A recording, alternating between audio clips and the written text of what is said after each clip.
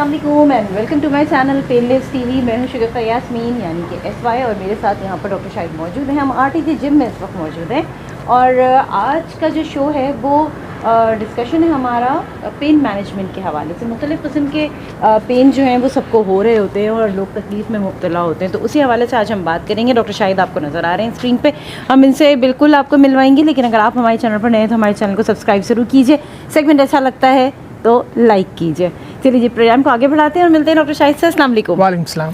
Doctor साहब, आज pain management के हवाले से हम बात करेंगे। बड़ा सुनते हैं जी पेन मैनेजमेंट। सबसे पहले तो ये बता दीजिए पेन मैनेजमेंट होता क्या है? देखिए, पेन मैनेजमेंट होता है कि आप किसी की पूरी एक ट्रीटमेंट प्लान करते हैं जिसमें मेडिसिन भी शामिल है, एक्सरसाइज भी शामिल है और वो गाइडलाइन भी शामिल है, ताकि उसको कब क्या मेडिसिन लेनी है, कितनी लेनी है, किस तरह लेनी है, कौन सी एक्सरसाइज किस तरह करनी है, कब करनी है और कितनी करनी है।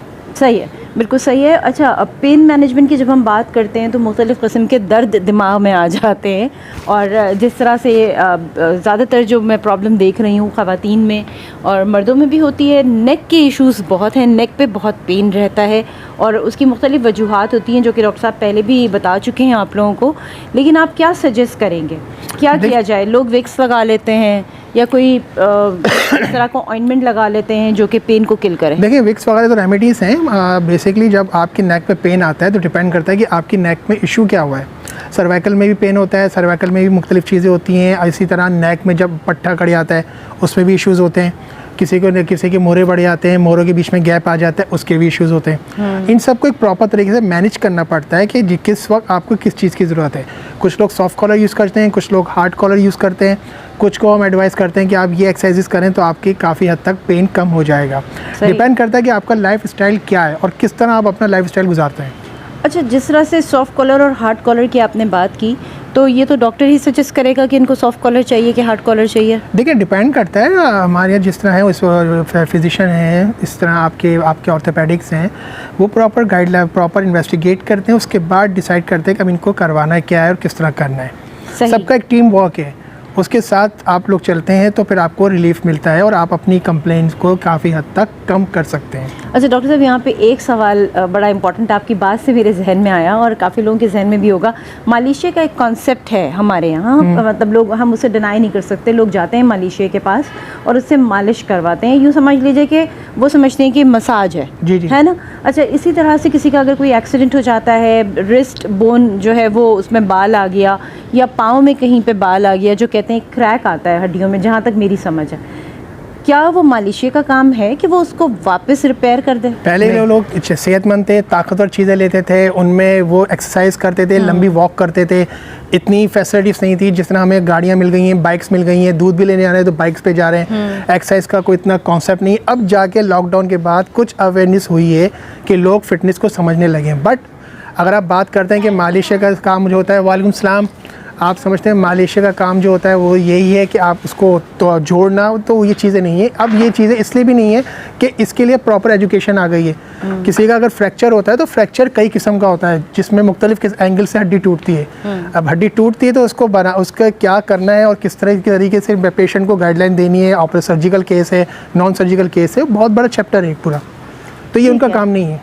ठीक है, बिल्कुल। चलिए, ये मालिशे के हवाले से मैंने ये सवाल इसलिए किया कि बहुत सारे लोग कहते हैं कि जी हम उनके पास जाएंगे और वो हड्डी बिठा भी देते हैं, तो मैंने कहा अच्छा ये हड्डी बिठाने का, ये तो मैंने क्रैक का पूछा था, हड्डी बिठाने का देखिए, डिसलोकेशन मसल्स जो होते हैं वो टेक्निक्स होती है स्पोर्ट्स में, ये पूरी एक डिग्री है। सही है। अब जब किसी का अगर एंकल ट्विस्ट हो गया है तो उसको उसी वक्त आपको ट्रीट करना पड़ता है। If you are educated person, आपने मेडिकल पढ़ा है पूरा, तो आपको पता होगा किस एंगल में उस मसल्स को रखना है। ठीक है। जैसे आप देखेंगे छोटे बच्चे हैं, वो कंप्लेन करते हैं फुटबॉल के दौरान या किसी के भागते वक्त उनके पाँव में दर्द हो जाता है, कभी कभी एंकल ट्विस्ट आता है, सूज जाता है, तो उनको प्रॉपर गाइडलाइन देनी पड़ती है कि अब उनको करना क्या है, उसकी आइसिंग करनी है या उसको पाँव पर रखना है। डिपेंड करता है कि केस क्या है। ठीक है। अच्छा, थोड़ा सा नी के हवाले से बात कर लें। बहुत ज़्यादा इश्यूज़ हैं नीज़ पे पेन के, तो क्या किया जाए? क्योंकि ज़्यादातर तो हम पाँव मोड़ के बैठे हुए होते हैं, चलना और बहुत ज़्यादा देर या फिर बहुत ज़्यादा देर खड़े रहते हैं। हम पाँव मोड़ के नहीं बैठते, हम लोग केकड़े बन गए। आप देखें, बच्चे हों, बच्चियाँ हों, बड़े हों, छोटे हों, सब सुकड़ के बैठते हैं। आप देखें, मसल की रेंज प्रॉपर नहीं है, मसल का एक प्रॉपर एंगल होता है, उस पर वर्क नहीं हो पाता। इसीलिए बोलते हैं एक्सरसाइज अगर दिन में आप 10 मिनट 15 मिनट भी करते हैं तो आपके मसल्स को हेलो कॉल जाती रहती है, मसल यूज टू रहता है।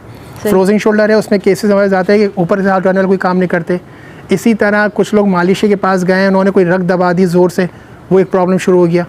तो बहुत सी ऐसी चीज़ें जो प्रॉपर तरीके से देखना पड़ता है, उसके लिए पूरा प्लान करना पड़ता है कि इसको करवाना क्या है। सही। अच्छा, यहाँ पर एक चीज़ मैं और भी कहूँगी पेन मैनेजमेंट के हवाले से, जहाँ तक मेरी नॉलेज है, लोग कहते हैं पेन किलर खा लेंगे बस, ठीक है पेन किलर खा लिया ना, थोड़ी देर के लिए जो है वो सुकून तो हो गया, थोड़ी देर बाद दोबारा पेन उठता है तो दोबारा पेन किलर खा लेते हैं। तो आया कि ये पेन किलर जो है क्या ये परमानेंट इलाज है? पेन किलर परमानेंट इलाज नहीं है। परमानेंट इलाज ये है कि आप एक प्रॉपर मेडिसिन लीजिए, प्रॉपर गाइडलाइन जो आपको एडवाइस दी गई है उसको प्रॉपर फॉलो करें।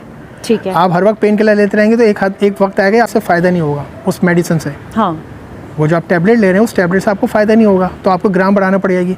तो वो फॉर टाइम ड्यूरेशन हम देते हैं कि इतने अरसे आपको टैबलेट लेनी है, उसके बाद आप छोड़ दें। सही है। और काफ़ी केस में अल्लाह का शुक्र है कि वो ये नौबत नहीं आती, ठीक हो जाते हैं। सही है। बस यहाँ पर आपसे ये कहना चाहेंगे कि किसी भी किस्म की कोई भी मेडिसिन हो, इवन वो आपकी पेन किलर ही क्यों ना हो, अपने डॉक्टर की एडवाइस से उसको आप इस्तेमाल कीजिए, अपने तौर पे ना कीजिए।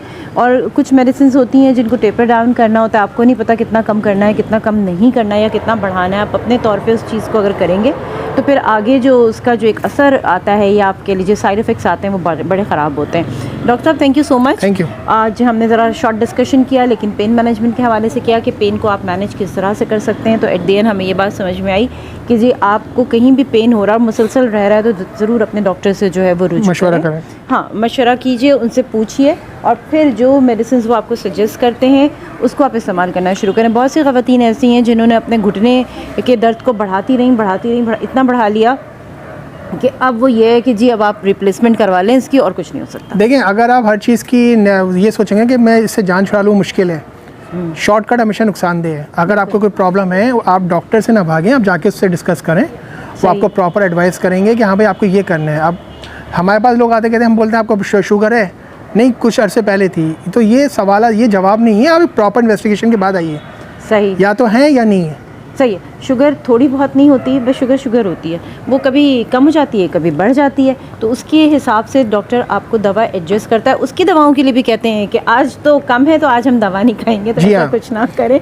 ये सारी चीज़ें बड़ी नुकसानदेह हैं। और एक्सरसाइज के हवाले से, पेन मैनेजमेंट के हवाले से हमने बहुत सारे शोज़ किए हैं।